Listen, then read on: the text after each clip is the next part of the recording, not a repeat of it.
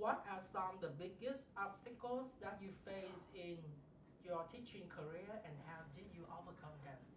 So one of the biggest things I feel like I have and do on other occasions struggle with is, or the obstacle I would say is the fear of becoming stagnant, like just reaching this peak and staying there and not challenging myself to, you know, go even further. And I say that because if I'm an educator and I want my students to be successful or I want to encourage them to believe in themselves more, I need to be able to challenge myself to do the same thing. So I cannot just say, you know, guys, you need to study for this test or you're going to fail, and I'm not assisting them with that, you know, or building up their confidence. So the fear I have is I come into a setting and I'm feeling off or I'm stagnant and it affects my students. So they're not going to go to achieve the greatest that they believe they can without me being something of what I would like to call a mirror. You know, so if I want my students to be successful, I need to challenge myself, and that is something that I have struggled with in the past. But because I've had supportive people around me that called me out, and they were like, Mishka, what's happening? You know, this is not what you were like. I need to do that to myself. I need to hold myself responsible for that, and that is definitely something that takes a lot of mental strength, and not just depending on other people, but knowing that there are people there to support you in that setting. So you want to be that for your students as much as you need to be that for yourself. So, yeah. Very good question. So next one, what motivates you to become a teacher and what continues to drive your passion for education? Wow, that is, just hearing that question is so profound, because you can be an educator in any aspect of life with anyone. And the beauty of that is that it takes one thing to change someone's mind to believing in themselves.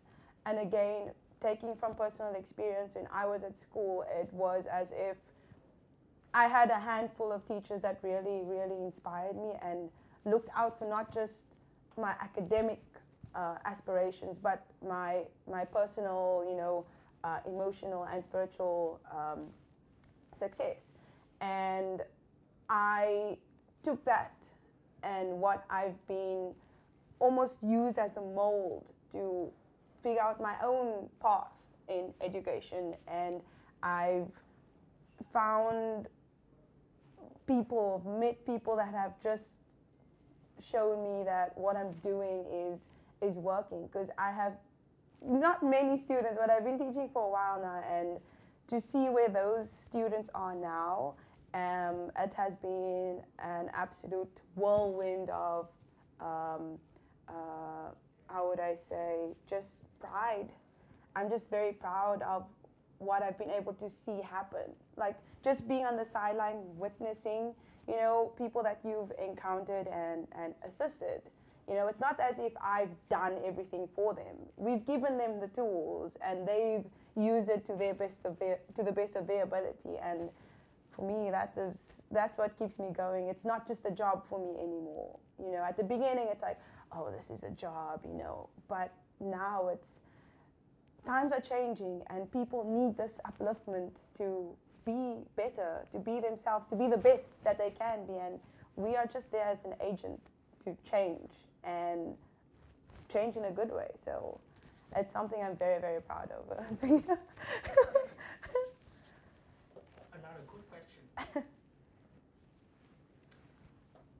So next, how do you personally define the model of an inspiring teacher? Wow. An inspiring teacher is someone that creates a safe space for students to really develop and think of themselves as a change agent themselves, you know. And that teacher is not just standing there giving all this information. They are there to say, look, this is what we have. These are the tools. Let me assist you in finding your own way of developing, your understanding of whatever the topic or the context is. So an inspiring teacher is not someone that's dictating, saying this is what you need to do. It's someone that's encouraging critical thinking, someone that's encouraging students to have faith in themselves and not depend on other people, that they are their biggest competitor, and acknowledging that. You want to be real with your students, and I think that's what I pride myself in, is that I'm as realistic about situations with my students, but it's not in a negative way at all. I will tell them the good and the bad.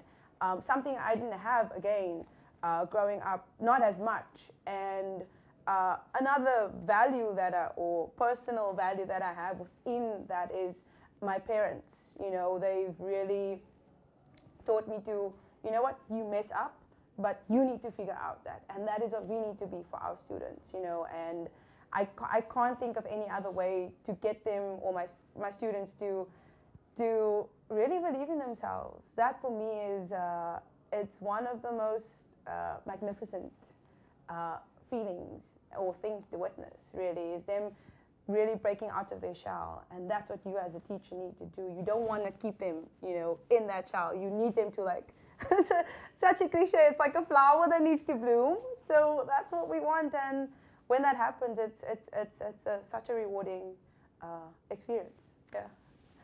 Thank you. So, so this is an award where you were chosen from your supervisor, your colleagues. So in your personal opinion, how have you demonstrated that you are an inspiring teacher? I believe it's being authentic. I don't believe it's being anyone else except yourself. And I pride myself on how I am able to build relationships with anyone. And my center is, I think anyone that comes there, they realize we're actually quite close, which is something I love it, because it creates such a healthy working space, and I think something I really encourage myself to do is really show up and be there for whoever, whether it is to assist my manager or my senior teacher or my colleagues, or even like TAs are my colleagues, really just connecting with them on whether it's a personal or academic level. So just being there and helping them. And I think it's so fun when you can just walk into a workspace and everyone just smiles, or we're just laughing, or it's like, oh, Mishka's here. Like I feel like I'm pretty loud at work, but I think it's in a good way. But besides all of, that's more like personal or a jokey side of it. If we're looking at academic inspiration within the environment, I think really bouncing ideas and giving your colleagues the space to share their ideas and being open with them and saying, you know what, I've tried this, but I really need help. Going out and asking for help and showing that, it seems like you have everything under control, but sometimes you really don't. And when you have the support of your colleagues, and you can tell them, you know what, I've tried this.